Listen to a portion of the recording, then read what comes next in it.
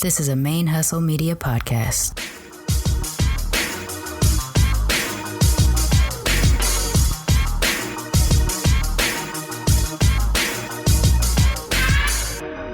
Hello and welcome to the show. My name is Jackie O and you're listening to Militantly Mixed. Yo, this is Rashani from the Single Simulcast. And when I'm not making you laugh or making up parody songs, I'm kicking back, listening to Militantly Mixed. Hey y'all, welcome to Militantly Mixed, a podcast about race and identity from the mixed race perspective. I am your host, Charmaine, aka Mixed Girl Maine, and this is episode 53, or the first episode of the second year, the start of the second year of Militantly Mixed. So last week we did celebrate our anniversary. The anniversary episode went up on July 2nd, and the actual anniversary of Militantly Mixed was July 5th. And somehow I managed to fully fail to remember on July 5th that it was our actual anniversary. I had taken a social media blackout on the 4th of July, which is the U.S. holiday for independence from the British Crown. It's not a holiday I really celebrate, and I didn't want to have to face the social media blitz of fake patriotism that is very popular every year. It's not really something I care that much about, so I took a blackout, which was actually very helpful to be fully off of social media for the day. But as a result of that, I kind of forgot what day of the week it was. By the time Friday rolled around, I thought Friday was Sunday, so fully failed. Don't know how, but whatever, fully failed.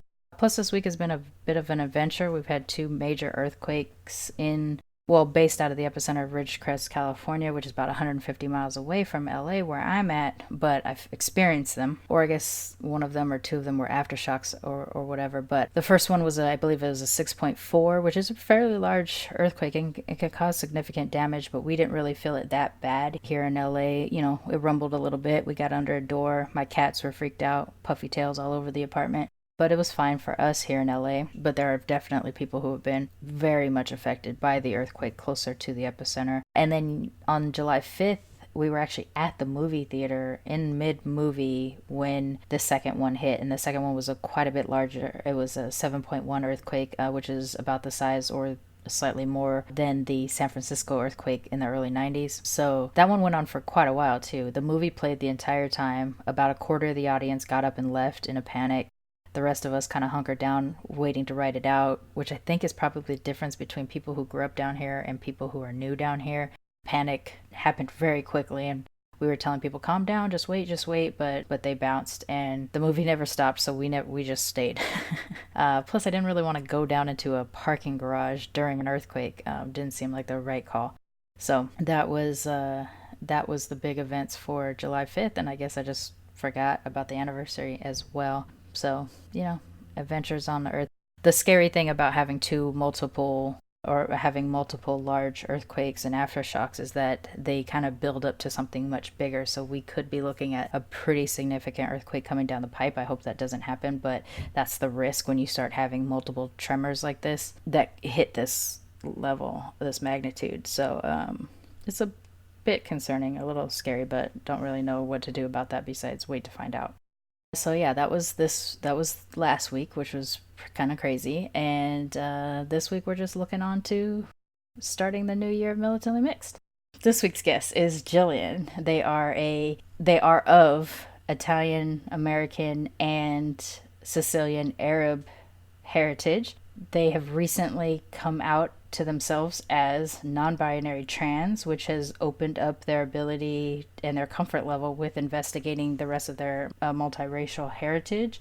And we had an awesome conversation. They originally reached out to me just to send a thank you for the show type of thing, which is kind of what's been happening lately, is someone sends me a thank you for putting the show together, and then they reference an episode that really touched them, and then I actively try to get them on the show, and that's what happened here. So with Jillian, they now currently live in Ireland and have been working with asylum seekers in Ireland, all the while sort of investigating their gender and multiracial, multi-ethnic upbringing. So it was a really great conversation, going in directions that I haven't gotten a chance to talk about before. So it was awesome. And I'm really excited that that is the first episode that I get to share with you for the new year. But before I jump over to that interview, As always, you know that Militantly Mixed is a fan-sponsored podcast, and with your support, it does help us keep going, especially right now, given my current financial circumstances, which I really hate that I'm saying that over and over again, but whatever. To support the show, you can go to patreon.com/militantlymixed. That is a monthly subscription to, or monthly sponsorship. You can start as anything as low as $1 to as high as anything you wish, and there are different rewards depending on the level that you select. You will have access to early and or exclusive content as a thank you for your support, in addition to other swag depending on what level you go to, t-shirts and coasters and things like that, postcards and stickers and pins and stuff. That helps us with sort of the logistics of the show. Because that is a steady income, it helps know that I'm going to pay for the hosting fees every week, and as that grows, it'll help with the other expenses that go along with doing the show. The other way to sponsor for the show is to go to paypal.me/militantlymix, and that is not a monthly basis thing. That is a one-time only, or as you wish to drop money in. It's kind of a tip jar, even if you want to say it like that. And the money that we get through PayPal usually goes into upgrading equipment or helping improve soundproofing, since I do still do this from my home. And another way to sponsor the show is to go onto our social media and follow us there, Twitter, Instagram, and Facebook at Militantly Mixed. You can engage with other people who follow the show, especially on the Facebook group. Right now we are doing a summer reading club for the book Mostly White from our guest from a previous episode, Allison Hart. She wrote the book about the 4 generations of multiracial women. I had already started to read it before, but I decided to try to see if anybody would be willing to do a reading club. So if you can go online, or more preferably to a woman of color owned independent bookstore, even better, local to your area, you can order the book and start reading it. What I'm going to do is, on the Facebook group, I'll create different threads for the various chapters so that we can discuss it, and try to keep it as easy as possible for people to not feel too much pressure to maybe on a weekly basis engage on a different chapter. But if you've read ahead or whatever, I'm going to put threads up for each chapter so you can already start engaging. Because Allison Hart was on this show and is a member of the Militantly Mixed Facebook group, she has agreed to engage on questions or anything like that within the threads. So this will actually be kind of the coolest reading club thing I've ever seen, where the actual author of the book can engage directly with the audience. So I think it's cool, but I'll put a link to it in the show notes. The group, you can go onto Facebook, join the group, pick up the book, and just start reading and engaging on the different chapter threads. I also have a picture of it on Twitter and on Instagram of what the book looks like, so that you know what to find, and just start engaging. I think it'll be a neat experience for everybody involved. Let's see what else we got. You can always email me if you want to participate in the show at charmaine@militantlymix.com. That's S as in Sam, HAR, M as in Mary, A, N as in Nancy, E, at militantlymix.com. If you want to participate and share your own story, I am the one who answers the emails, so holler at your Maine. And I think that's it. Don't forget to share episodes with friends and family and loved ones. Retweet us and regram us on Instagram and Twitter. It actually really does seem to help growth of the show. I have seen some growth in downloads over the last couple months. So please, please, please keep sharing. Keep telling people that we exist. The bigger the audience we get, the more opportunities to have stories from all over the world. It has been pretty regular lately that most of the members have been in the U.S. The guest today is based out of Ireland, although she is of American heritage. But I used to get a lot more international guests, so let's try to get back out there into the world and share more stories from around the world. I noticed that I've had a pretty big following in Australia for a while, but I've yet to have an Australian of mixed race heritage reach out. So if you're out there listening, Australia, holler at your Maine, jump on the show, share your experience. I got a few people in Brazil and Colombia, Costa Rica, Jamaica, Dominican Republic. If you're listening to the show, I see that you're listening every week. And if you got a story, jump on, tell me who you are. Let's start sharing the stories. And of course, we have had a fairly large Canadian and UK population for a while. I have shared some of those guests of France as well. But I see that Croatia is hitting us up every week. Iceland is hitting us up every week. There's a lot of parts of the world that we haven't actually talked to yet. So if you're listening, thank you. But also, come on the show and share your stories. I would love to know what it's like to be mixed in other places around the world, as I can tell you for sure our audience does, because I've actually been told that by guests. So I think that's it. I feel like my intros lately have been pretty flat, but that's because I've been pretty flat. So I'm gonna try to get back up into a better mentality. But sometimes life makes you a little bit flat. But I'm excited about, don't let my flatness fool you, I am excited about today's episode. The conversation that Jillian and I had was very different than anything that I've gotten to experience before, where we get to actually talk about colonial whiteness against other white people, which is actually a topic that is something I think about on a regular basis, coming from ethnic group that is a colonizer and seeing what they've done to the other ethnicities that I am mixed with. It's also interesting in finding out their impact on the whole globe. And the Irish were very much impacted by British colonialism, and you can hear it in this discussion as well. The just destruction of culture that happens even to other white people, which is pretty crazy. And we do talk about it. We talk about identity, racial identity. We talk about how finding places that have hints of your other ethnic cultures really do kind of speak to you, kind of in like a very earthy, deep-seated blood kind of level and things like that. It was a great conversation. So I do hope you enjoy it. And without further ado, this is my discussion with Jillian.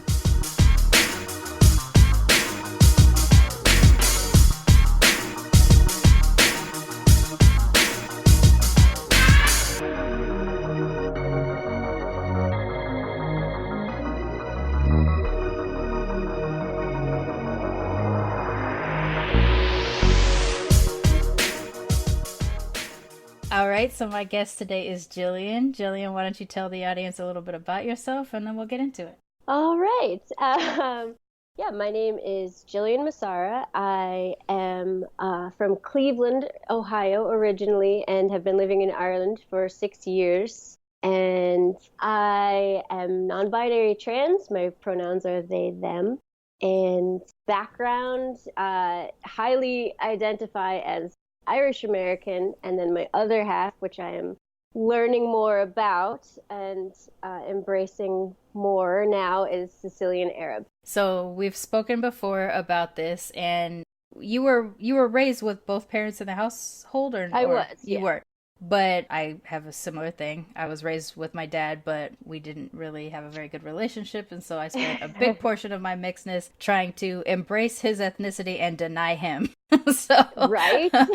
We talked a little bit about this before, but that's kind of sort of what you also had dealt with a little bit in your life. So where you're at in life right now is you're living in Ireland, and can tell everybody what you do, because that's a good portion of what we spoke about before as well. Yeah, at this point, I work on empowerment projects alongside asylum seekers living in Ireland who would be from all over the world. So we sort of work on identifying assets and then starting businesses and support groups and things like that, and becoming a part of that community in very white Ireland has been helpful and validating in my journey, particularly just with folks being like, you're not fully white, right? And I was like, oh, cool, because they don't say it in a mean way. And I think that has just been part of why I'm ready to talk about it now. That's actually something I thought was interesting when we did speak before about your work with asylum seekers. Well, first of all, how did you even get into that? And is part of you doing work like that because you are an immigrant living in Ireland, or opportunity? Like, what happened there? Yeah, that's certainly part of it. I was doing this work when I was in the U.S. as well. Sadly, I will say some of it would be originally started from white saviorism. But I have evolved through that with anti-racism coaches and that sort of thing. So the part of me that is involved in this work is much more, yes, like you said, that I'm an immigrant here. And also, what I was always interested in growing up was learning languages, meeting new people, learning about things I didn't know about. So it felt like the natural progression. And then we just also happened to live across the street from somewhat of a detention center. So it felt like this was just the answer for what I was to do next. Right. So it's interesting, though, that you did say your kind of original intention did have a little bit of taste of white saviorism, especially because you are of mixed race heritage. Let's just to get a flavor of it to kind of set the scene for us or whatever.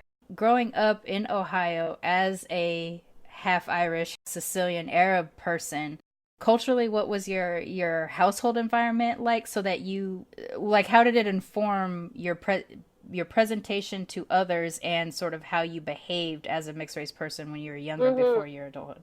So growing up, I, unlike most white or even white passing people, I was in a very diverse neighborhood. It was around 60% black, 30% white, 10% any other group. And I believe it's much more diverse at this point, even now. And so my parents grew up in that town as well and felt that their experience was enriched by the diversity. So they had no intention of moving us. So that growing up, first we were in public school, and that was important because whatever our background, looking white, we were in the minority. And it was much more that I was heavily relating to seeing any of my black and white friends, half black, half white friends, and going, I relate to that. My parents don't match either. So we didn't have conversations about our parents' races not matching. And people could still argue that maybe Arab isn't a race anyhow, but the cultures definitely differed. And so we were very much encouraged to, on all of those cultural days and things like that, we would proudly be both, I don't know how my brothers did it. I would proudly show the Irish side, show the Sicilian side, before we knew exactly how much Arab we were. But you did say your dad is brown presenting, and then you also have Arabic last name. Yes. But through growing up, you didn't necessarily understand that that's what was the deal. We didn't know because what we did know was that we weren't Italian. Right, okay. And Italian means white and European. And we know that we're islanders and who are brown. So the only other issue is, like many other immigrants to America, when you come to America, to assimilate, you have to lose your culture or give it up. So I felt that if I connected, like if I don't have the exact traditions because my grandparents stopped practicing them and didn't pass them to my dad, then I wouldn't be able to claim an oppression exactly, but I could still claim culture. And the culture is what matters to me. I don't care, about the junk that might happen to me. Yes, I'd need to have some conversations about that. But the main thing I want is like, okay, the food and the, different versions of religious practices, then that's the kind of thing that we were able to talk about. So we were still like heavily Sicilian, not Italian, but we also, I don't know, it was just really weird to have. I think part of this is also just who my dad is as a person who does not share his like opinions about, I don't know what political party he supports. I don't know if he believes in God. So I just don't know about that dude. So isn't it weird how you can live in the house of somebody? Because I feel like this with some of my family members too. It's like you live in the same house, and really, besides being related to them, you don't know who they are as fully formed people. We really don't. And I think, and he, in fairness, he did also leave when I was like 16. And so I definitely haven't known him since then. But before that, he's a very surface level person. And so I fantasize about having these conversations about how much of his identity is Arab. And I'm like, I don't think I could ever get an answer out of him.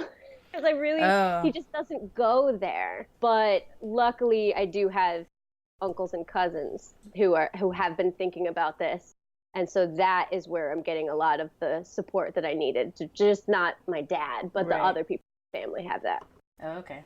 So you had access, at least, if not your full cultural range, you definitely had access to the Irish side because you had cultural dance and things like that. Like Irish All tend that, to be yeah. really good at maintaining, even as immigrants, maintaining their Irishness here. Except that when they go to Ireland, they are very obviously not Irish. I Oh, understand that. yes. Yeah. But so you at least had access to understanding some of your culture, not maybe not a full picture. But do you think it's because of your dad's sort of tight-lippedness about who he was and his even feelings or beliefs about his background that's why you tended to identify more on the Irish side, or is it because of access and presentation? It was one of the big things that I cannot deny is that there's a lot of toxic masculinity in my family. Mm-hmm. And whatever the Sicilian version of machismo is. Mm-hmm. So I just, since childhood, was pretty disgusted by all of the displays and felt like everyone on that side of the family was really into that, or it's just, I'm going to scream in your face because I'm mad. And anything like that. So it was, I guess, indicative of, or it was a big part of my identity that I then chose to reject everything about that culture. And I don't know if that was maybe a coping mechanism, but I think I really had to separate myself because I was not seeing positive portrayals of our culture. So I still had years of yearning for that. But if I knew I wasn't going to get it from my dad and I didn't really have a connection with other people in the family to have these deep conversations about identity, we also, something that might be related to the culture and it might just be our family, but my dad lost both of his parents in his early 20s and just refused to speak about them ever again.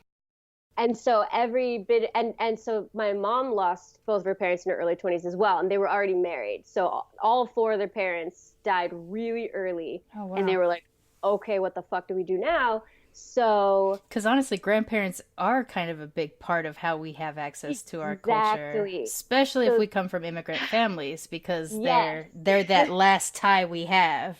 So in some cases, completely right. And that's how, even when you and I were chatting the other day, I was like, I still feel those pangs of jealousy with the people who have their connection to their grandparents, because I've never met any of them. And that's the thing where I could have at least, in my fantasy, I could have at least challenged one of my grandparents and go, why did you make us reject our culture? Sure. Like, get that conversation out there. But they just, my dad and his brothers were just like, this is the most horrific thing that happened, so we're never going to say anything. So any information I got, any knowledge about my grandparents, about my dad's parents, I got from my mom. And after she died, I was like, okay, the gatekeeper to the family knowledge is now gone. And that has been a huge loss for me. And part of the reason that I've been trying to connect with members of my dad's family, because I'm like, okay, now that my mom's gone and she was the one doing this labor, I've got to find somebody else who's able to give me this information before all the information has run out. Right. That has actually been a big part of, I think, so yeah, I think losing that connection through my mom has been a reason that I've been more interested in learning more about the other side that I'm losing access to. Right. Because you probably feel like you have a fairly full Irish life. I mean, the fact that you're living there and you did grow up with that kind of cultural access. But how do you be what your father comes from without appropriation because you didn't have access to it growing up? You know, how do you find your identity within it and be comfortable within your identity of it? And then on top of it, be like, oh, but also we did not get along. So that's exactly it. I think one of the things that has been helping me is talking with mentors who are mixed race and describing some of my dad's behaviors instead of just, okay, well, we know he didn't say anything about our race, but what did he do? What behavior did he model? And so with my dad was always a teacher in the Cleveland City schools, and Black and brown parents and teachers loved him. And he's this really friendly, sociable dude. And he really looked like he belonged. And people always thought that he was a person of color, and he never corrected them. And so I was talking to my mentor about this, and she just said, no white man would choose to not correct someone if he was white and if he identified as white. Like, why would you let someone think that you're one of those weirdo brown guys? Right, exactly. If you weren't one of those guys. And so that was really helpful because that was his behavior. He never told us how he identified, but we knew that he looked just content and connected when his Black and brown friends would treat him like he was part of the brown crew. Right. So yeah, that's how I learned a little bit about how I could still connect to my culture without knowing what my dad says about it, because there's also just, the mixed race Bill of Rights that says, I have a right to identify differently than my siblings do and differently than my parents do. That sort of thing. I don't have to care what his opinion is, although it does matter to me. But if it conflicts with mine in relation to my identity, that's okay, because I'm mixed and he's not.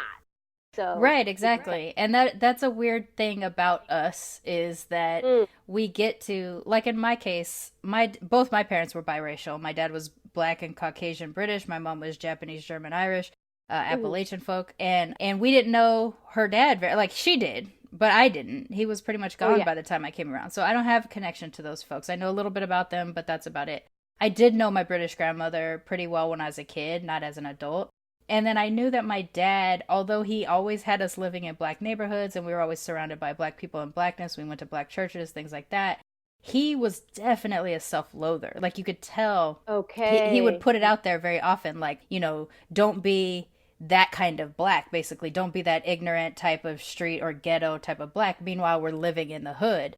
And so me trying to figure out what he means by ghetto/ignorant and what I'm seeing in the people in the neighborhood that I grew up with, like, I don't have the negative connotations with ghetto or hood folk that I think my dad has, because these were the people I grew up around. These were the people that embraced me. So I primarily have positive feelings about the neighborhood I grew up in, even though I knew that parts of my neighborhood was dangerous, or the people that I grew up around, even though I knew that some of the people I grew up around were dangerous or whatever, right? So my identity is far more Black than my father's, and his presentation was far more Black than mine. So I'm this yellow presenting Black woman, and my dad was this Black presenting white dude.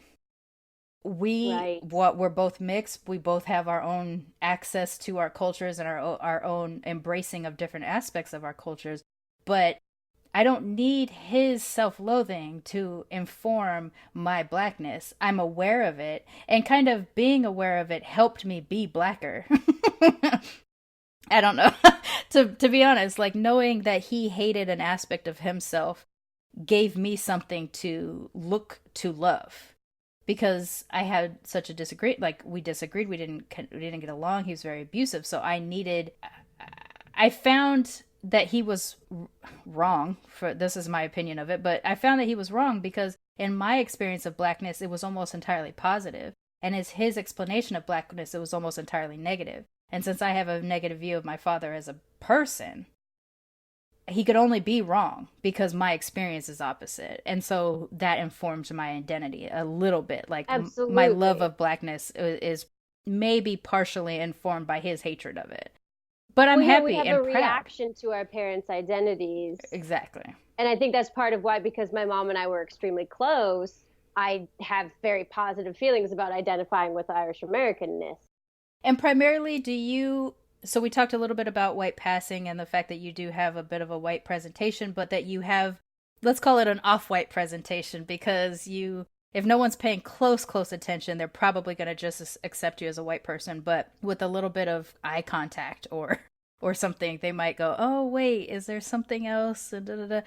Walking around the streets of Ireland, how often are you identified as possibly a person of color?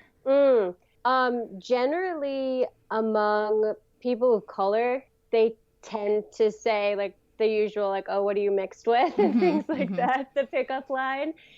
I think honestly, it happens more with it just in the U.S. For the most part, most people tend to think I'm mixed, Okay. but it's more like they know I'm mostly white or Okay. something like that. But also, the second you see my surname, then they're like, "Oh yeah, no, Okay, that's there's not a something white going on. person." Right. Okay. Yeah. With all that in mind and getting back to your idea of sort of initial white saviorism in terms of your profession, was it because you had more access to your Irish culture and your whiteness that you felt like you needed, it was a duty towards people of color to help them? Or was it also part of your search in your own identity that drove you in the direction of a profession that would help asylum seeking Well, Black yeah, and the brown thing is folks? because you do have people of color who would be doing the Peace Corps and still be like fueled by white saviorism, even if they're not white, and that sort of thing. And that's a whole different journey than someone like me who looks white and is half white. So it's more when I originally was identifying passions, it was just related to connecting to people and learning languages. Okay. And then honestly, just capitalism, which of course is informed by white supremacy, was saying, okay, Jillian, you're in college now. How are you going to make money with this passion? Mm. And then it just turns into, okay, well, these are, tutoring jobs and ESL and things like that. And I like connecting with people. So that's how you make money. So it's this weird, it takes you away from the original goal if you have to be concerned about how to make money for a profession. Yeah, of course. So luckily, I'm trying to trace back to, okay, what's the overall goal? And it's not even helping people as much as it's just making friends. And so that's what we're trying to do with some of our groups now is just connecting versus I have these special skills to come save you or anything like that. Because Okay. I don't really even believe that because I do think I'm not specially equipped in that way. Right. Just because I look fully white.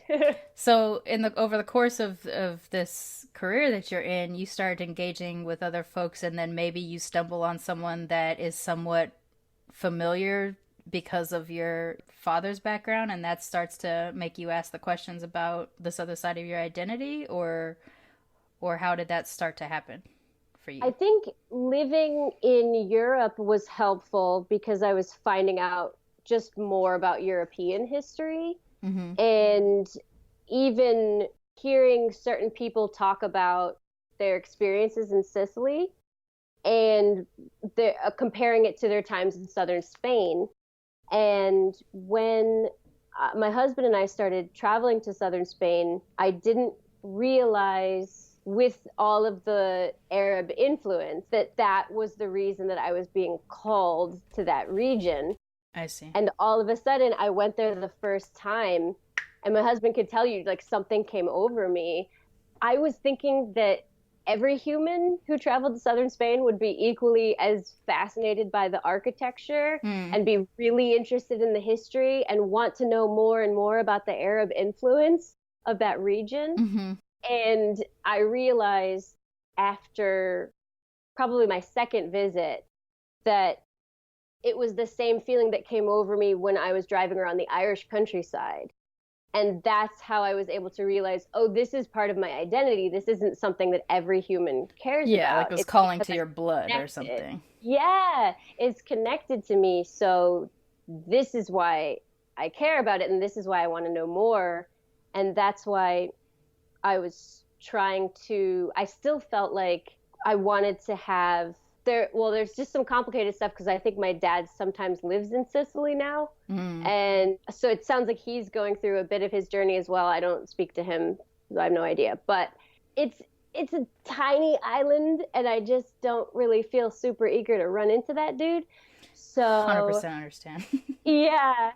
So I'm still like, I think part of the reason that I've been so fine with doing southern Spain is because it's similar enough to Sicily that I can start exploring my identity without the threat of running into him. Right, because it's But not like the same yeah, people that got to southern Spain didn't also get to southern Italy, so there's going to exactly. be some crossover for sure. There's a lot of crossover, and from what I've learned, there were a couple different conquests that do separate southern Spain and Sure. Sicily, but even that, just the overall feel and seeing what I feel connected to has just been so great. So Yeah, anyway, I totally get that too because I notice like if there's a cultural event, a Japanese cultural event, I live in a part of LA that is close to one of the two major Japanese neighborhoods. So there'll be cultural events at the Buddhist temple nearby. I'm not Buddhist, but usually that's the mm, central focus of a Japanese neighborhood here in the States. They'll have rummage sales and, you know, food things and or whatever. And if I see taiko drums or any kind of Japanese dance, I'm definitely very much moved. If I see Japanese architecture, I'm far more moved. And if someone shows me, I think I said this to you, like if you go someplace and they have like a roughly Asian decor and it's just like all of Japan, China, and Korea threw up on this house or something like that, and I'm looking over like, yeah, no, this isn't calling to me at all because it's all of the major Asian influences versus just Japanese. Whereas if yeah, I see that's not something that's me. just Japanese, it definitely pulls me in that direction. So I like, you know, like you think, oh, you know, like I could probably drive past the southern Spanish, you know, architecture and be like, oh my gosh, that's beautiful, and keep it moving. And that's it. But if I Yeah. see like Matsumoto Castle and then I'm like, oh my gosh, that is the most beautiful architecture there is. But that's because it's something from my, you know, it's something deep down from my ancestry that is calling me, I think, in that direction. And two, even as a Black American who has only recently discovered what part of Africa my ancestors were Mhm. taken from, I now am drawn. You know, I'm making the effort for research, but I'm also drawn to certain things that I've discovered about the tribes that my ancestors came from. I've discovered that of one of the three tribes, they were a polygamous tribe. I'm polyamorous, not quite the same thing, but kind of, Oh, sort of. And so I make that little connection. I'm like, oh, I wonder if there's a little bit of this openness to multiple love that comes from my genetics somewhere. You know, like you start to that's investigate amazing. and you start to pull from it a little bit. And I think, and it's funny too, because we've discovered that there's three tribes on the paternal line that my family comes from Gabon, and it's only one of them that is pulling my attention the most. And I think that has to do with the polyamory and stuff like that. I'm more kind of drawn to that culture and the drums of that culture and things like that. Don't know why, for whatever reason, that's where the significance is. So I think there is something weird to it, and I'm not a person that really is believes in a lot of things, a lot of mysticism or Mhm. deities or anything, but I do believe in a sort of genetic pull to your Well, ancestral past. I don't know why. that's the kind of thing that was helping me with going through my identity. Having the problem with whiteness is that you are disconnected from your roots. And it is nowhere near as violent as harmful as the way that white folks disconnect people of color from their roots. Right. However, it is still a trauma. And I was working with, or still am, I'm a patron of Lisa Renee Hall's, and she has us do a program that's called Decolonize Your Ancestry. And being able to have the space to go through and say, even that my Irish culture matters, Right. like that these types of pulls that we have, like wanting to be in nature or things like that, that white supremacy tells you that any of these feelings, anything that resembles any culture practiced by people of color, is wrong and bad and embarrassing. And that's the type of thing that allows all white cultures to just mold into nothingness and not having a connection to our ancestors because that's embarrassing for some reason. And that's the kind of thing that I'm trying to undo and fight against, because I've seen how harmful it is. And I've seen that, like, my mom and I, because Irish folks and Irish Americans do stay very close with their ancestors, but Irish Americans have to do it in secret because other white folks will make fun of us. Right. Like a lot of white Americans be like, oh, I'm Irish white, like I'm Irish and English, or, they'll just kind of throw out the major groups and European groups without even really knowing if they have a connection to it in any way. Yeah, there's not a connection. And then you have, like, we were the ones who, it would just be my mom and her sisters and I who would call each other and say, okay, like, our grandma who died came to us in a dream. And that sort of thing was not socially acceptable among white people, but it was socially acceptable among our Black friends. And we were like, this is the shit. So we felt really happy. And then when I moved to New York and I had Latinx friends, it was just like, okay, so everybody else who has a connection to their culture has a connection to their ancestors. And then moved to Seattle, and I have all my Asian American friends. Yeah, of course you have connections to your ancestors. So these white folks are just like harming ourselves for I feel, I don't know if I sound crazy when I say this, but I do think that the only way that you can take over continents and dehumanize other people is to dehumanize yourself. And you do that by disconnecting from nature, disconnecting from your roots and any intuition, and it's just greed, and whatever the hell you want is what matters. And I think that the culture of just taking and not thinking that anyone else has anything of value to teach us is what is allowing us to just, and I say us because I do still identify as white, we can still keep dismissing the way that people of color exist, because that's the only way that we can stay in power. Yeah, I would agree with that to a degree. I have my own struggles because part of my whiteness is the colonizer of colonizers, Great Britain. Right.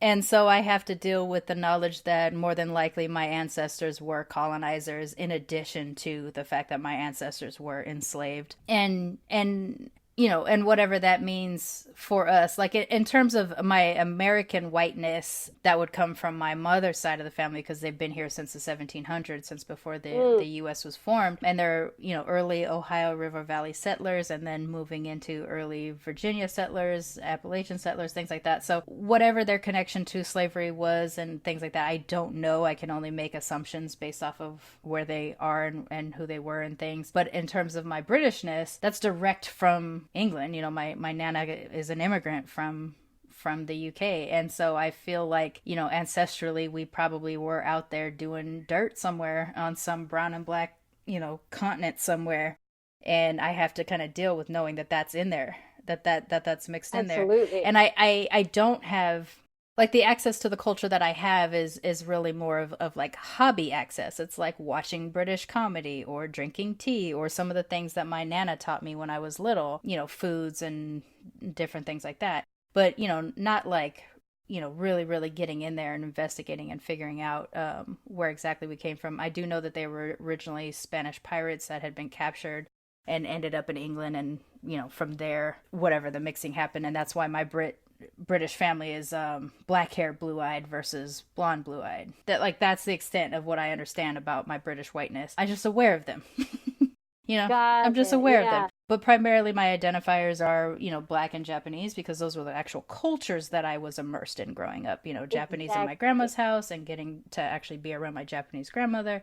And then just being Black wherever else in the world I was. But, we sit there as mixed people, especially if we're mixed with any kind of white, and especially if we're Americans and we just have the white identifier, not English, right, Irish, German, whatever. We sit there and we think that it would be so much or like whiteness thinks like it would be so much easier if we didn't have to deal with the messiness of all this, of colorness. So, like you said, just kind of erase it, disconnect from that side. And you forget that, like, historically there was tribal whiteness. There was, Absolutely. you know, mystics and druids and things like that. That the British even colonized Ireland in a way that took away language from the Irish and tried to make them like them. You know, that has happened for generations and generations, that this erasure of who you are. And then this kind of like blanket flat culture that has spread across the globe, because, you know, it's spread into Africa, it's spread into Asia, it's spread into South Asia, and, you know, the Americas as well. Like, it's just this kind of, hello, you know, like, I don't really know what to call it. It's just like this blanket. I feel like it's just a culture of dominance. Yeah, maybe that's the it. only bit of culture that they kept. Because it was like, when you had these Americans who were German and English and this and that, well, I mean, yeah, I'd say before, obviously, the Irish and the Italians were not white yet. So you've got your German, your English, your French, whatever. And they were just like, cool, we have our issues, but we need to unite. And these are the ways that we can say we're similar enough, so we're better than you weirdos. Right. And of course, as you know, right, that once the Irish became white, eventually they were like, cool, because the Irish who were indentured servants were rebelling along with enslaved people. Mm-hmm. And they were just like, shit, we can't have the white Irish indentured people and the black African enslaved people. So it was just like, here's this artificial way that will combine us. And once again, this will never be appropriate to bring up in a conversation about how white supremacy has harmed people when you're talking with people of color. It will never be appropriate. But for white folks or half white folks, we do have to acknowledge that our culture of dominance, the whiteness, is not all that we have to offer. And that's what I think Lisa Renee Hall is trying to do, where it's like, decolonize your ancestry. Like, what were you before you were white? And what values did your family have when they were pagan? Like, go back. What did they believe in? How did they connect to nature? And, you know, that's the type of thing that we have to get back to, hopefully, so we stop destroying everybody else. I know that Irish in Ireland people have been trying to decolonize themselves by breaking away from the Catholic Church, which was forced upon them as well during colonialism. Mm-hmm. And once again, it's not that we can only imagine the horrors that we experienced when we were colonized didn't involve dehumanizing us based on race. And it was already really bad. So I mean, we cannot, you know. I think, well, maybe not race, but definitely ethnic grouping, because they're going to definitely separate themselves from whatever would be obvious identifiers between an old Irish versus like an old English. Absolutely. And that's why anytime that a white person is trying to say, oh, you know, I got messed with too, it's going to sound like we're trying to claim oppression, but I felt like being more connected to our heritage of being colonized, living in this country, and hearing Irish people talk about fuck the British just as strongly as any of my African friends who had been colonized by the British. Yeah. It was really, really validating in my journey, where it was like, I'm not appropriating that my country was colonized as well. My country was considered, my country people were considered subhuman as well. Mm-hmm. And that trauma is just as much in my ancestral line as trauma is in other folks' ancestral line. Absolutely, yeah. And that's the hard part about being a white, I'm going to say it, this is completely inappropriate, but I'm going to say it, a white person of color, because the Irish absolutely were viewed as less than British whiteness, you know, the Anglo whiteness. And that's part of how my parents got along, honestly. The kind of camaraderie of both being oppressed by the same group? Because in the U.S. for the same period of time, you had non-white people being classified as either Black or Irish, Italian, Jewish, and at some point Puerto Rican, at least in our hometown in Cleveland. You had these 4 non-white, non-Black groups. And so we certainly were never, ever treated as bad as Black people. However, we were non-white. Right. And you do certainly find white folks, especially Irish Americans and Italian Americans, who will claim that oppression and are doing it to be racist. And so that is terrible. But when you're having a genuine conversation about identity, where we want to think about the historical trauma of why both sides of my family had to erase their culture, they did it to survive. Right. And as much as I think we can say, well, that's disgusting because you assimilated into a culture of dominance, all they cared about was, I need to eat, I need to feed my kids. And that's just the roll of the dice, the genetic roll of the dice, that these oppressed happened to be white and could pass or could assimilate into the dominant culture, and this group were too brown to do that. That's just the genetic roll of the dice. And I don't want to necessarily be the type of person that jumps into the oppression Olympics either, but I acknowledge, and I have to, as a mixed person and a person of color, I feel that it is necessary to acknowledge that oppression had happened to white presenting groups, as it did to yellow and brown Black presenting groups as well. I mean, for years, the Jewish people here in the United States were also considered Black, like you said, until a period of time in which it became, and forgive me for the term, when it becomes profitable for whiteness for them to absorb a group, they absorb the group. Absolutely. For the longest time, the Chinese were and Japanese were still considered white until they became, quote unquote, a problem, and then an Asian group was created as a result. I'm surprised that in 2019, Middle Eastern, it hasn't been separated from whiteness in terms of the checkboxes here in the United States. But I also believe that part of the reason why that hasn't happened yet, even though there is a whole lot of anti-Arab, anti-Muslim sentiments, is that because there's so much of whiteness invested in Middle Eastern oil, it has allowed for that checkbox to not be created yet. Completely agree, because we saw that the 40s and 50s was when Arabs were able to be brought into whiteness in the US or something. Like that was when it was able to switch the census. And once again, when whiteness can benefit, and if you're going to find people in parts of the Arab world who are happy, Arab supremacy exists in that area. Absolutely. So they're going to be fine with being called white in America, and they're not going to go, oh, you're erasing my identity because you're caring about the dominance. Mm-hmm. So it's the part of our culture that we're not trying to praise. Right. It's just like, here you go. Here, you could be an oppressor here too. And there's honestly something about coming from an immigrant family where you learn to do this, right? You get to be whatever you are at home, but as second you open that door, you go ahead and white it up, because white is how you're gonna survive, right? So absolutely. It happened to my Japanese grandma when the military told her not to teach her children Japanese because it would confuse them. She made sure that we weren't overtly Japanese in public, Absolutely. But we were at home. Black people and other brown people don't always have that same opportunity because, we're wearing our otherness to whiteness on our skin. Absolutely. But, an Irish person who is just dyed in the wool Irish, all the traditions, all the cultures, everything in there, could turn around and walk outside and be able to hide it. It's not fair and it's not fun and it's not awesome, but they totally can.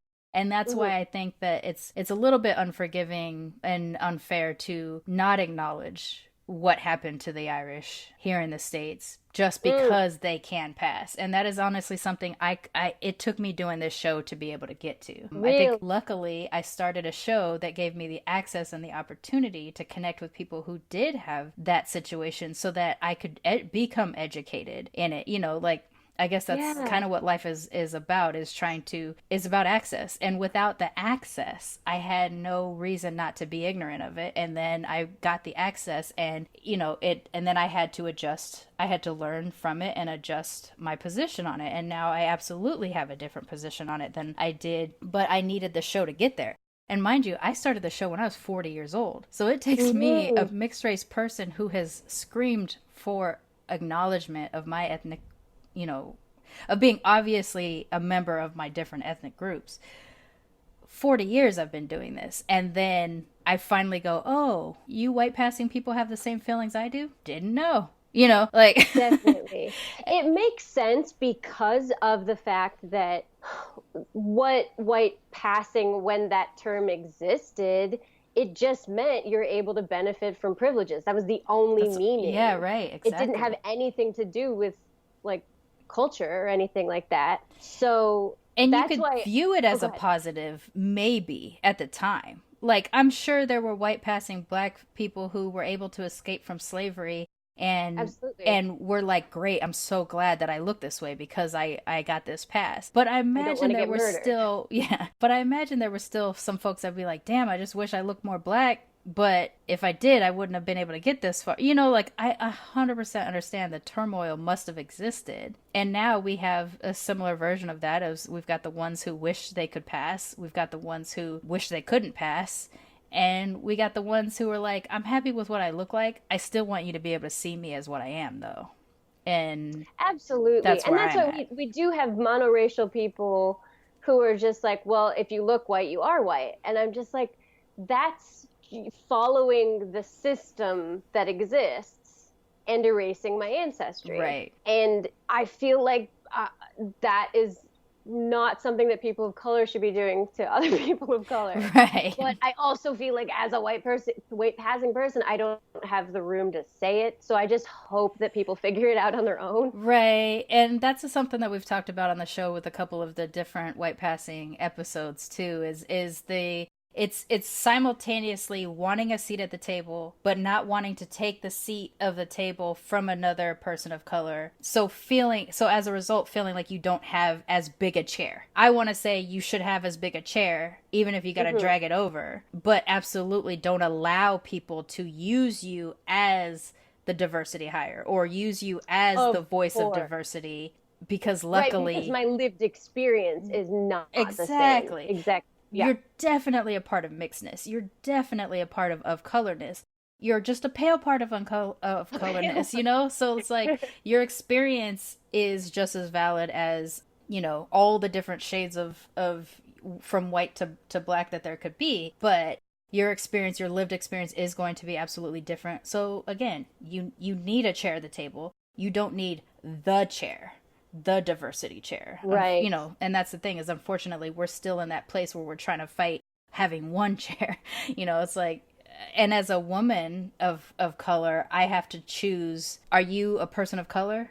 Are you an LGBT person? Are you a woman? What are you today? Because you only get one.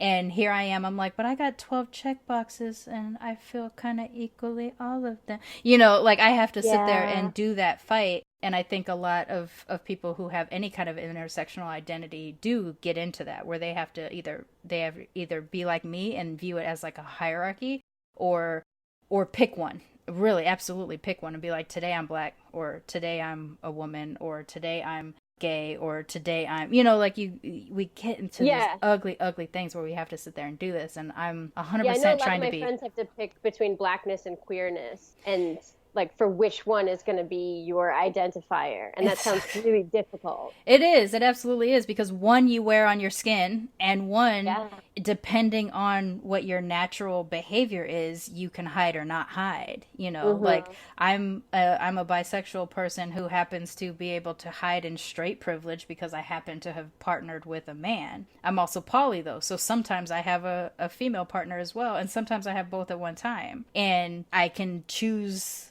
I hate that I'm about to say that word, but you know, I could choose to present as straight or choose to present as gay if I wanted to in a moment, depending on which partner I'm walking around with. But with the race, it's so hard to do that for most people. In my case, I'm racially ambiguous enough that depending on how I do my hair or who I stand next to, I might be Asian today or I might be black today. Yeah. You know, or, you know, if I'm in New York, I'm Dominican.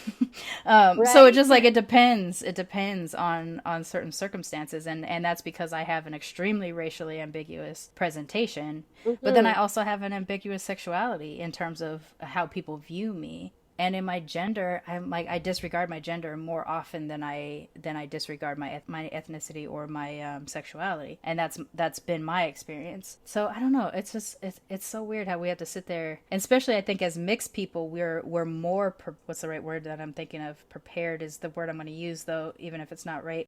We're more prepared to understand intersectionality in race, gender, like all this stuff, because we're like, I'm already a mix of things. Well, honestly, once I came out to myself as non-binary, that helped me. Say that again. Came out to myself. I fucking love that, because that's a whole different thing than what we have to do every single day out in the world. It is. That was instrumental in helping me claim my racial identity. Oh, really? Yeah, and I was just able to, even just seeing the erasure, because I'm in a straight passing relationship, I'm agender, but like wearing long hair and earrings, and my husband's a man. And so when you see that sort of erasure, where it's like, oh, someone will look at us, think we're straight, and my entire life of being non-binary and struggling with that is gone. Right. And then I'm picturing, this is literally only since last summer that I've been doing this with my race, was like, oh, that's what happens when people see me as a white girl. Right. And erasing half of me. And this is how I was able to go on my journey. So I think I just had to take that leap with one of my intersections, and then all the other ones are falling into place in a really fulfilling way. That's awesome. Yeah. So yeah, you basically are chipping away at the thing that is the most present in the moment, and working your way through all of your identity. That's actually, that's interesting that it went that direction.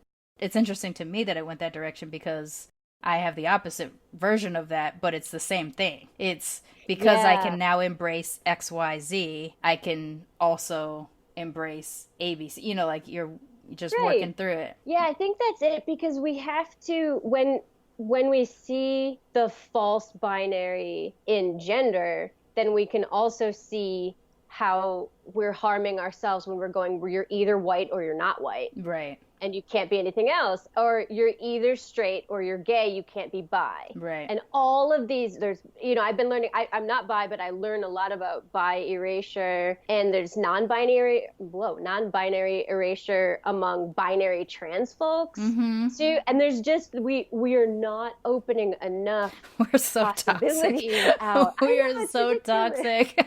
Why can we not just let this full expansion exist? So like, Absolutely. and understanding intersex identities. I've been trying to learn more about that, just because there's so many binaries that harm us. And if you can finally get yourself to divest from one of them, the other ones do get easier, at least for me. That's awesome. And I'm glad that you said that. I'm glad that you came to that, first of all, in your own life, but I'm glad that you said that too, because hopefully someone listening that might be dealing with a similar struggle might be like, oh, maybe if I embrace it one step at a time, that'll help. Yeah, then it could fall into place. Yeah. Yeah, that's awesome. All right, well, we are coming to the end of our discussion, which so far has been awesome. But I would like to ask you one question that I ask on the end of every show, and that is, what do you love most about being mixed? I love the rich cultural identities that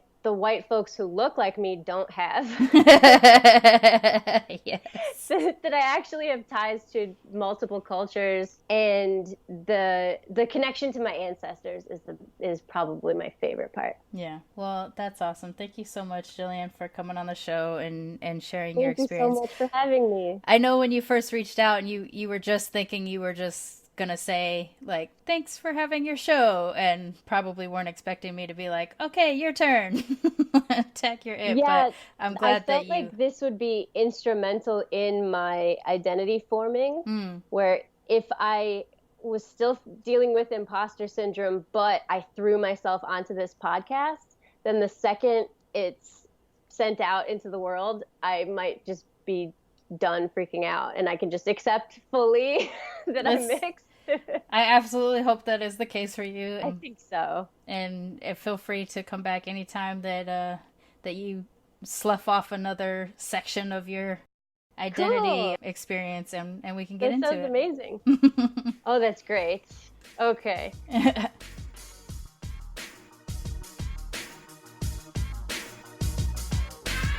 Militantly Mixed is a ManeHustle media podcast, produced and hosted by me, Charmaine Fury. Music is by David Bogan the One. You can follow us on social media on Twitter, Instagram, and Facebook at Militantly Mixed. If you'd like to become a sponsor of Militantly Mixed, please go to patreon.com/militantlymixed for monthly sponsorship or paypal.me/militantlymixed for a one-time only donation. And if you like what you hear on Militantly Mixed, please subscribe, rate, and review on iTunes or wherever you listen to podcasts. And don't forget to be your mixed-ass self. ManeHustle Media. Turn your side hustle into your main hustle.